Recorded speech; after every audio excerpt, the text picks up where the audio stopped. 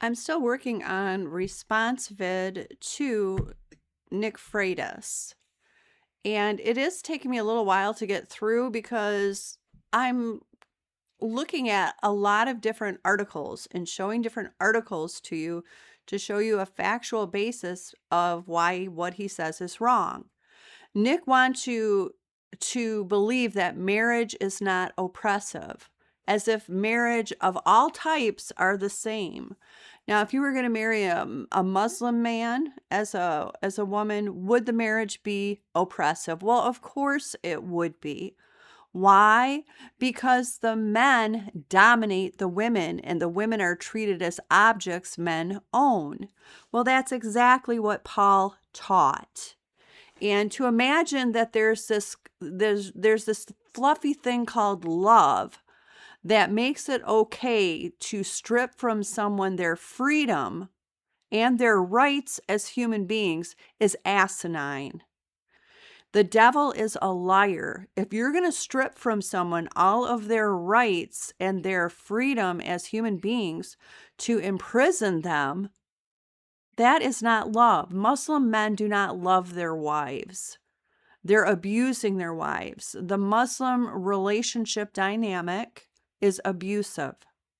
The same is true of Paul's pagan, ancient Roman patriarchy. It is abusive. You can't say, oh, but I'm going to love her as Christ loves the church. What Christ? The false Christ of Rome? Let's look at the false Christ of Rome. Let's see how he loves his church. The false Christ of Rome is the devil, Lucifer, who says that he came to make men God. So this is the false Christ of Roman paganism. For the Son of God became man so that we, men, might become God. The only begotten Son of God, wanting to make us sharers in his divinity, assumed our nature so that he made man might make men gods. This is the patriarchy of Rome. They deify men, they exalt men into the place of God, and they degrade women into the place of chattel property slaves. That is pagan Romanism. If you don't believe that is oppressive, you're out of your mind. That is oppression. Roman Catholicism, Roman paganism, Roman patriarchy is oppression. Those marriages are oppression. And that is what Paul taught. And this idea that you can glamorize making a man God and making a woman a chattel property slave and say that, oh, this is love, as the false Christ who came to make men God loves his church. No, that's not love. This is all satanic smoke blown in your face. You have to use your brain and think. I'm not going to have any tolerance for this. Conservative women marry earlier and at higher rates, attend church more, and have higher completed fertility rates than liberal peers. Republicans show a growing marriage advocate over Democrats. So it should be obvious, don't marry a woman that thinks marriage is oppression. Marriage is oppression in a patriarchal dynamic, like Islam, like pagan Rome. Patriarchy is oppression. The exaltation of men above women is oppression. Lying to say that women are bodies men own and men are the heads of these bodies, and that two people become one so that the woman no longer exists as a person, that is not Christian covenant marriage. Pagan marriage that exalts men as God is oppression to women. Nick Freitas has to start engaging with truth, not just speaking fluffy verbiage and pretending, just walk around blind, deaf, dumb, and stupid as God wills. That is not what God wills. He wills that you know truth to be made free. God's covenant of marriage is not oppression because male and female are created equally in God's image and given the same dominion as their spiritual state of being as the children of God. That means you can't rule over a child of God. You cannot subjugate a child of God. A child of God is self-governed under God alone, and no one is better than you. You are not the inferior of anyone. They are not your superior, and they do not rule over you. Only God does. Every human being here on earth is your equal. You're the slave to none of them. And any marital dynamic that makes man a god or a head is of the devil, and it is oppression. And quit lying to say it is not.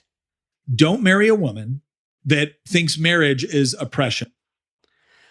My position is no woman should marry a man who thinks he's her head and she's his body, and that they're one person. Let's look at Rachel Abloh. Anyone who believes these satanic doctrines of Paul is not good marriage material. You will have a very unhappy marriage because you're going to be abused, and a man is going to behave as a narcissist and expect you to be narcissist supply. And every woman should reject the abuse of a narcissist relationship dynamic. That is patriarchy, that is male headship. If a man thinks he's better than you, thinks he's smarter than you, better than you, then he should find someone he's equal to marry. He shouldn't marry someone he thinks is beneath him. And that is extremely disrespectful, and it's abusive. So if a man thinks that you are beneath him, do not marry him. He has no respect for you, and absent that respect, he does not love you. He's seeking a narcissist abuse dynamic with you. Don't marry him. We need to throw Paul out of the church. He's destroying Christian covenant marriage by introducing pagan patriarchy and narcissist abuse of women. It is oppression. All right, so we're going to continue here with this article by Rachel Abloh. And here's where I stopped.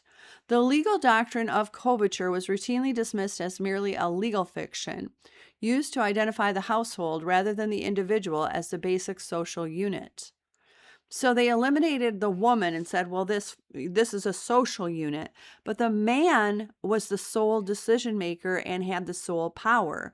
So it was completely destroying to a woman. It destroyed her as a person. She no longer existed as a person. That is Satanism. Yet in the debates that took place throughout the 19th century in both Parliament and the press, coverture was often conflated or confused with several other popular notions of what it means for two people to come together. The Christian notion of husband and wife constituting one flesh, but that's not true in Genesis 1. That's only true in Genesis 2 through 3. That is a false pagan Pandora myth that contradicts Genesis 1 in every way. So it is totally disrespectful to woman and murders a woman so that she no longer exists as a person and she's just a body a man uses to please himself. Paul says in Ephesians 5 that when a man loves his wife, he loves himself. So he's pleasing himself. It's full narcissism that Paul is teaching. And he's calling narcissist love, quote unquote, narcissist love, love. No, it's not. It's abuse. The Platonic notion of soulmates constituting two halves of a single being.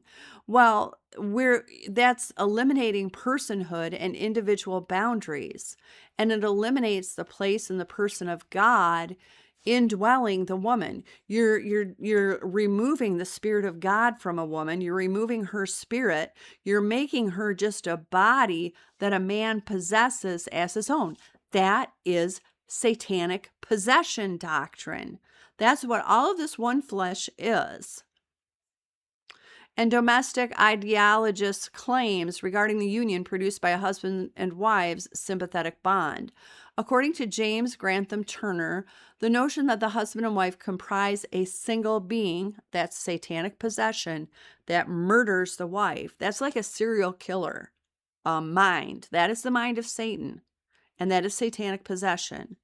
It dates back to late Renaissance fusions of quote-unquote biblical notions of married love with Aristophanes' description in the Symposium of the first humans as Janus-headed and doubled-body androgynes, who were sliced in two as a punishment for their hubristic attempt to storm Olympus. So this is fully pagan, and condemned to perpetual erotic yearning for their severed halves.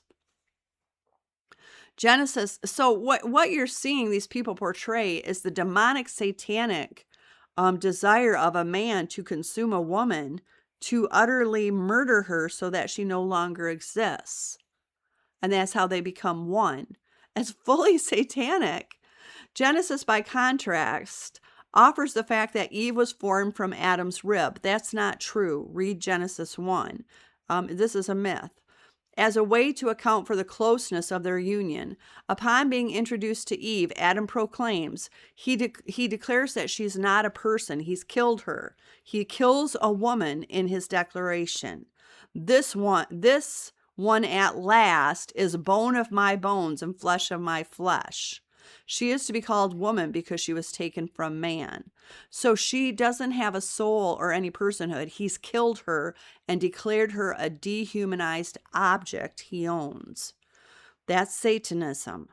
The passage continues. This is why a man leaves his father and mother and becomes attached to his wife, and they become one flesh. So he's saying that the man kills the woman, so he destroys her soul and spirit and possesses her body as his own. And she's to have no will of her own, no thoughts of her own, nothing of her own, but exists only as a body he uses to please himself. And that is what Paul has taught, and he calls it love. It's not love. This is Satanism. And his false Christ is the devil of satanic possession. According to Turner, at least until the middle of the 16th century, exegetes tended to focus on the biblical passages' implications for the role. They focused on sex, of course, because it was men, for the role of sexual relations in marriage. For them, the meaning of one flesh, depending on whether they believed sexual relations between husband and wife to be quote-unquote carnal knowledge, virtually equated with the fall itself, or as a sign of the perpetual fountain of God's continued favor. By the 19th century, however, the notion of one flesh had been almost entirely secularized and desexualized, as well as combined with notions of coverture and marital sympathy or female influence. So they turn woman, because they've disempowered woman and made her helpless. She is forced to be a threatened, intimidated, dominated, and control seductress. That's all she can do is seduce and deceive, because she has no human power. So it becomes a satanic dynamic. And then woman is declared all manner of evil. Well, you've disempowered her. She can't speak to you honestly, openly, and truthfully. So she has to seduce and deceive and manipulate because she has no power.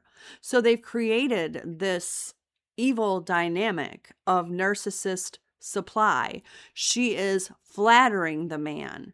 It's satanic flattery she's forced into because she's been disempowered and her essence of being has been taken away from her. The man has been made God and she's been made a slave. She has no power. So of course she turns into a deceiving seductress and temptress and a liar who just simply flatters the man and has no self-respect. As a result, there is a consistent slippage between discussions of marriage as making husband and wife one person legally under coverture, practically as in a household with division of labor, romantically as in desexualized versions of the Symposium, or psychically as in an extreme form of sympathy.